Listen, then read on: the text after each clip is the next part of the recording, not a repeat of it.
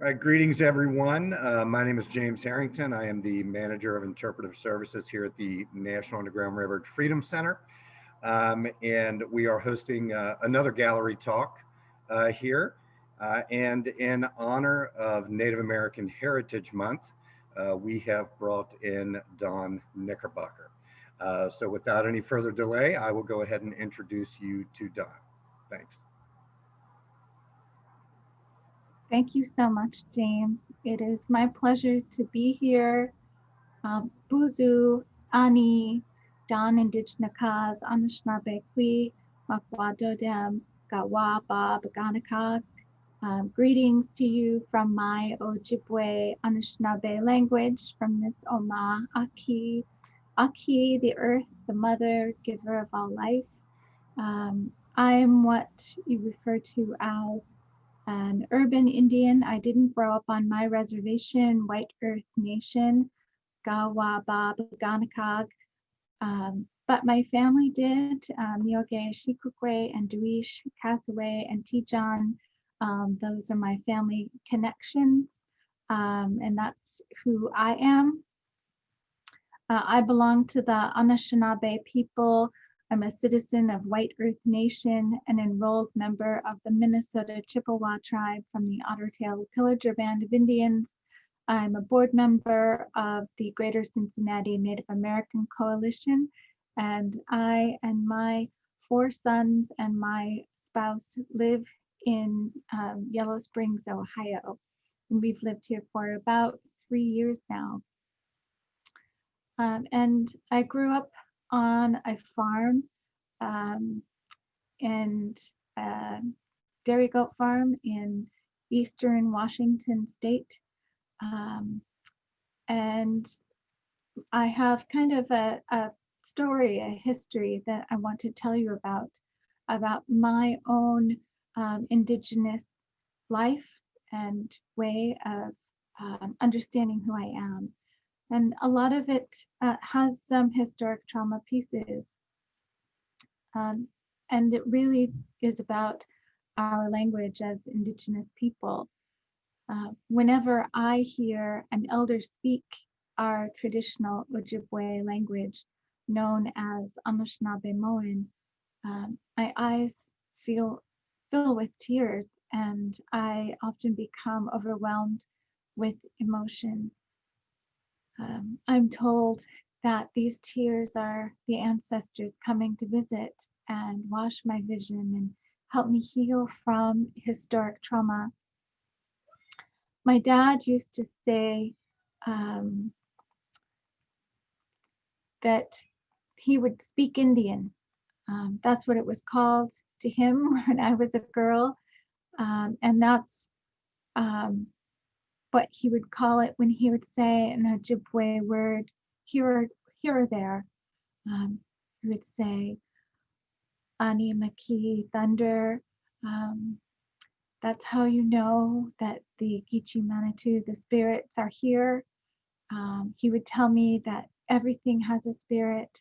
The trees, the rocks have a spirit. The land has a spirit. And he'd always look at me as if to say there was so much more behind every word that he said, that every word had a history and a story. And even though he didn't speak Indian very often, I knew that it had really significant meaning because it was part of his remembering who he is. So my dad was part of the 60s scoop. It's a horrific time that spans even into recent history with Native Americans and First Nations people, where children like my dad were stolen and scooped up from their families and their communities for placement into so-called Christian foster care or so-called Christian boarding schools. And it was part of the Kill the Indian, Save the Man colonization legislation that's effects are still felt to this day. Right now, there are 573 federally recognized tribal nations and 230 or so that are in some form of seeking recognition, and about 600 or so First Nations tribes in Canada. And 200 years ago, actually on March 3rd, 1819, was the Civilization Fund Act here in the United States, which ushered in an era of assimilation policies that led to the scoop and also led to the Indian boarding school and adoptions era, which lasted until 1978. And the act directly spurred the creation of the notion that Native American culture and language were to blame for what would be deemed as the country's Indian problem.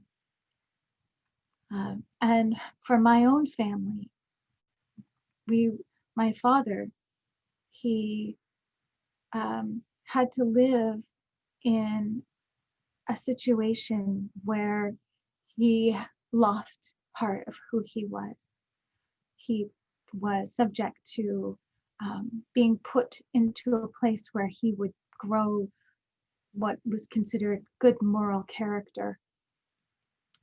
And introducing Native children to the habits and arts of civilization is what it said, what the act said, while encouraging children to abandon traditional languages, cultures, and practices. Thousands and thousands of Native American and Indigenous children lost their names, their culture, their connection to their heritage, and many, many were abused and made to feel ashamed of their Indianness. And many children didn't survive. For my own father and most of his siblings, their hair was cut, their language stripped, and he was beaten and made to work. At the age of 10, the way he tells it, he chose not to speak for an entire year after his so-called adoption.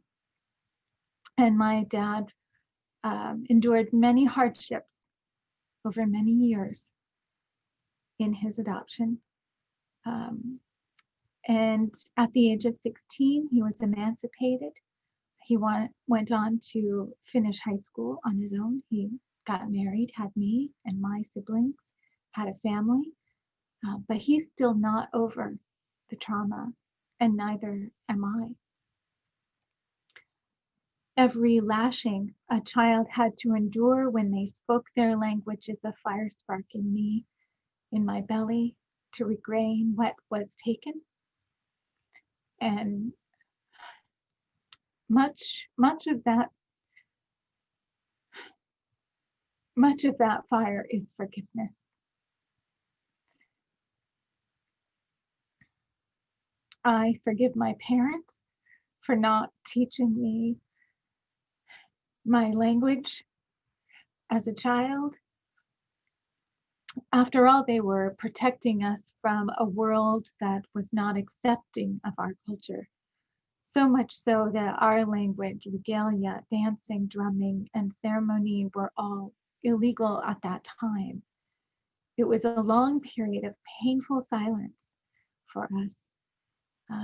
And the English words, they trained my mind, they trained my father's mind before me. And even so, I refuse to believe that the Indian in me had been killed. When I was in the second or third grade, that's when many Indigenous people experienced some relief from that silence, when the 1978 American Indian Religious Freedom Act was passed. And it allowed us to exercise our, and I'll quote, exercise traditional religions by ensuring access to sites, use and possession of sacred objects, and the freedom to worship through ceremonials and traditional rites. Even so, there are many people who are still jailed to this day because of the pathway from Indian to prison. In the area where I grew up, many languages were restored, but many more were not. Even to this day, there are some archaic laws on the books of different cities and states that make traditional language illegal in some way. And residential schools, which operated hundreds actually of Indian residential schools with similar assimilation agendas, implemented the Indian Residential School Settlement Agreement in 2007, in which governments formally apologized to former boarding school students and paid reparations to survivors.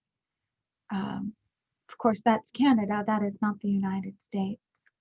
And also in Canada, in 2009, they created the now defunct Truth and Reconciliation Commission, which began a multi-year process of collecting and listening to survivor stories and opening up residential school records and adoption records to survivors and families, and ensured that the history and the legacy of those schools were never forgotten.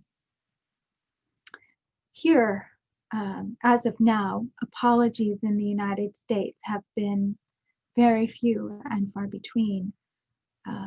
President Barack Obama signed the Native American Apology Resolution on December 19th, 2009, for apologizing for past, quote, ill-conceived policies toward Native people of this land.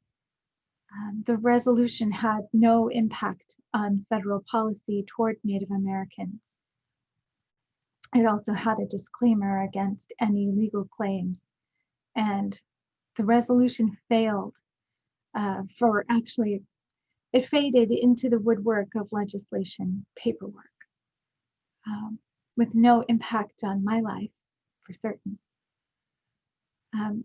The statute of limitations for civil and criminal cases make it legal, make any legal action impossible in the United States, according to the Native American Rights Fund attorney, David W.A.R.N, who tried to file a lawsuit against Christian denominations. So attempts at gaining any type of reparations at the state legislative level have failed. The South Dakota legislature killed a bill that would have extended the window for childhood survivors of boarding schools and foster and adoption against the Catholic school that failed last year. In addition to an admission of the role of these archaic policies, the government could make records easily available or more easily available to survivors and their families. Telling the truth won't change the facts at all of what happened or the damage that was done, but however, it would offer many, many thousands of Native people like my family solace and physical evidence and validation of what happened in helping move the path forward. For me, when I was born in 1971, my parents gave me an English name to hide me among the Americans. My name was Jennifer, and my middle name was Dawn, in the clear light of dawn. And when I hear my name pronounced in Ojibwe, Anishinaabe, and when I hear that fall upon my ears now, it sounds like clarity and it sounds alive. And every step that I take toward healing my family and healing myself. I am the continuation of those that came before me. My hands continue my ancestors' work. My heart carries their love. My voice continues to sing and speak the truth of our stories.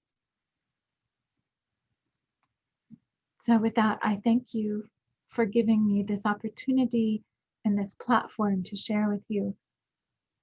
Well, thank you, Dawn. That was incredibly moving, very powerful.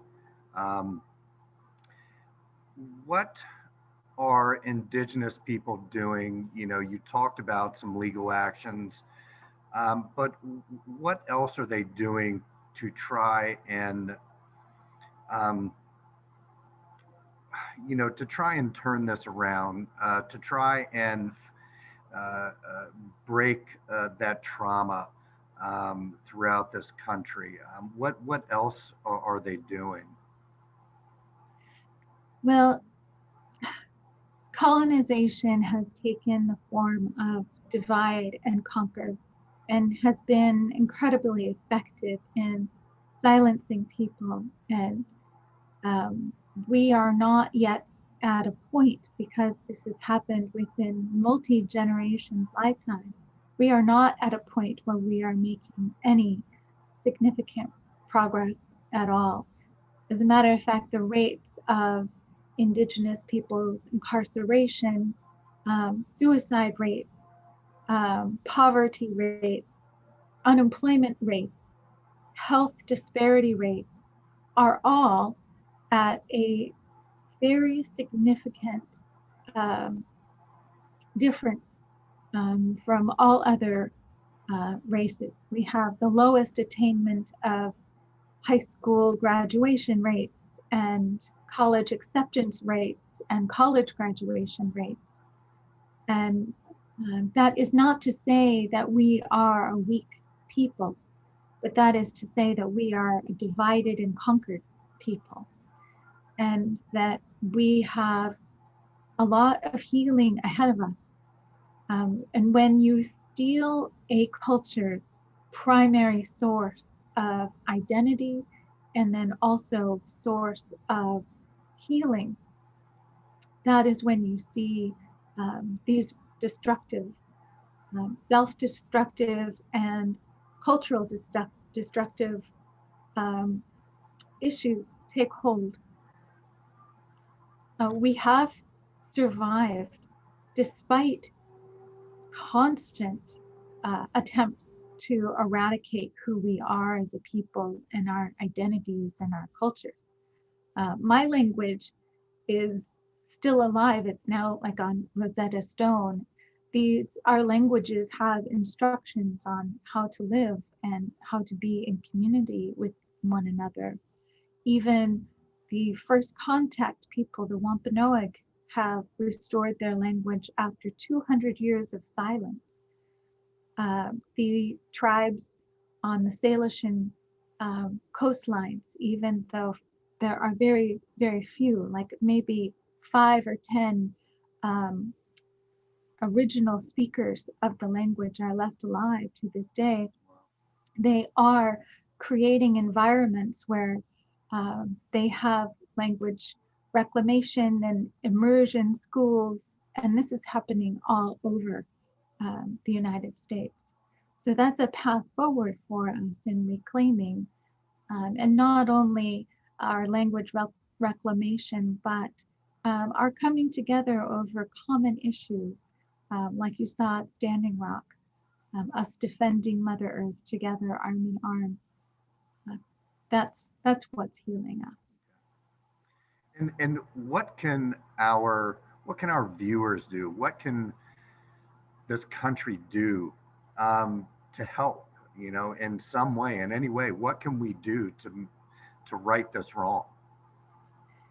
Yeah, there's many things to do. First of all, listening to personal stories is very important, to listen to the truth, to make space for the truth, um, not to not to try to re-traumatize people, because there are many, many people who are still quite silent about the issues of the boarding schools and the adoption phenomenon. It embedded a deep sense of shame within our people to be Indian. And so I think when you do hear a story like my families and many other people who are coming forward to share what has happened, believe them, amplify those stories, and work to change from the inside. If you have the privilege of being um, inside the legal systems, all of these different statewide policies um, need to work to help Indigenous people um, get access to funds and representation that they may need to heal. I think it's also really important to recognize the sovereignty of tribal nations. As I'd said, there are many, many different nations throughout the United States. So if you recognize the sovereignty of each and every nation, then you will not monoculturize us and say that we are a one people, or that you might also reconsider using stereotypes such as mascots and Halloween costumes, and using our images for, um, your own spiritual practice. We are not uh, a cult as a people. We are unique individual cultures that have Yes. relationships with the federal government and with each other. Well, thank you, and we will definitely do our best to get those personal stories out there here at the Freedom Center. We hope to be a platform for Native peoples, for the Greater Cincinnati Native American Coalition. I've always really enjoyed working with you all. Um, so I want to say thank you.